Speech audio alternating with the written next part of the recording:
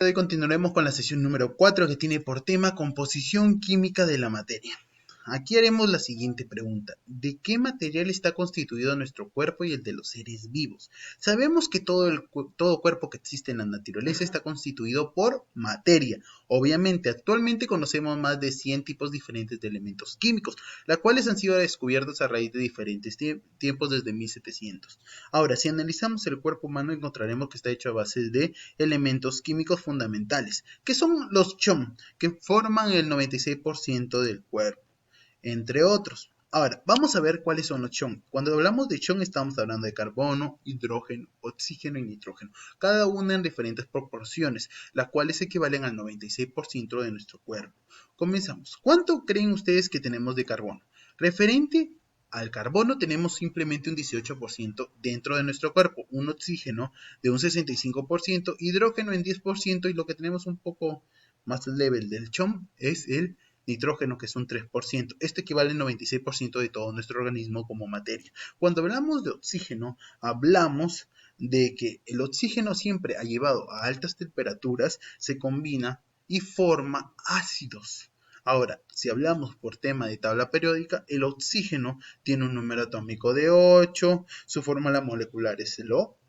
Cuando hablamos de hidrógeno es aquel que se combina con el oxígeno de forma violenta y origina diferentes explosiones. Ahora, si hablamos de manera periódica, hablamos que su símbolo es el H y tiene un peso atómico de 1,008 y su símbolo es el H2. Cuando hablamos del nitrógeno, hablamos de un elemento inactivo que, sin embargo, si lo llevan a temperaturas muy altas, se combinan con otros elementos produciendo diferentes reacciones químicas. Si lo vemos a medida de tabla periódica, su símbolo es el N, su peso atómico es 14.008 y su símbolo es el N2.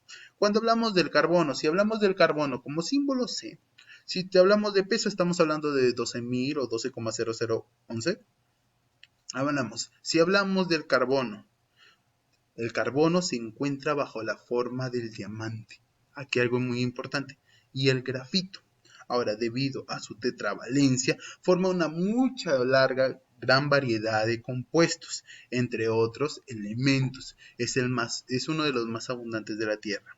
Continuamos con, ¿cuáles son los principales compuestos? ¿O qué son estos compuestos? Estos compuestos son denominados principios inmediatos o, mejor dicho, biomoléculas, las cuales podemos agrupar de la siguiente manera: biomoléculas orgánicas e inorgánicas. Cuando hablamos de biomoléculas inorgánicas, estamos hablando de sustancias moleculares o sustancias de moléculas muy pero muy pequeñas, por ejemplo el agua, las sales minerales. Cuando trabajamos de biomoléculas orgánicas, hablamos de sustancias de moléculas de mayor tamaño, mucho más grandes, como por ejemplo los carbohidratos, los lípidos, las proteínas, los ácidos nucleicos, los compuestos biocatalizadores que vendrían a ser las enzimas, en este caso de las plantas. Ahora vamos a ver con referente a cada uno de ellos. Por ejemplo, los átomos siempre van a estar combinados para formar estos compuestos. Estas conexiones de átomos siempre van a ser llamados enlaces. Por ejemplo, cuando trabajamos una biomolécula inorgánica, por ejemplo, en la del agua, que todos sabemos, H2O. Pero ¿cómo se forma? Se forma a raíz de un enlace de un hidrógeno con un oxígeno con un hidrógeno. Como lo mismo puede ser de un compuesto mucho más grande, como una biomolécula orgánica, como el amoníaco o el metano, que es, por ejemplo, N unido con hidrógenos, que nos dé diferentes funciones como el NH3, que vendría a ser hidrógeno más nitrógeno sobre hidrógeno más hidrógeno, hidrógeno más carbono más hidrógeno, que nos den diferentes funciones. Ahora vamos a hablar de cada una de estas biomoléculas. Por ejemplo, tenemos el agua.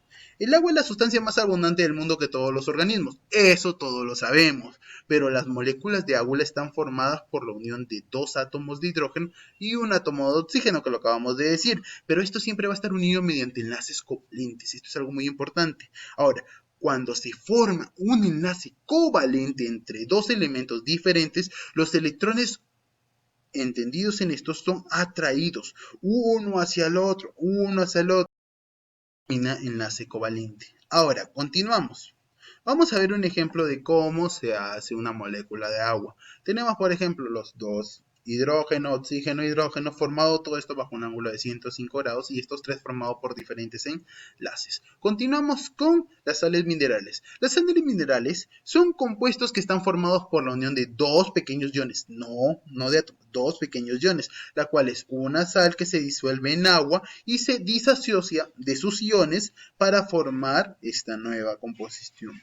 Estas sustancias cargadas pueden conducir corriente eléctrica a través de ellas mismas. Por tal razón, dichas sustancias reciben el nombre de electrolitos. He aquí donde el nombre electrolitos. Los electrolitos provienen de las sales minerales. Muy bien. Continuamos con, entre las sales minerales más importantes tenemos las de iones tanto positivos o cationes, iones negativos o aniones, porque podemos encontrar de ambas.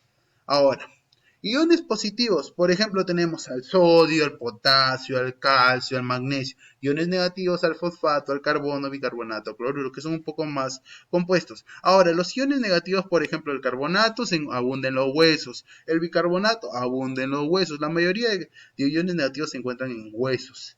Ahora, los iones positivos se encuentran en las membranas celulares o en partes de las células que ayuden a favorecer al organismo.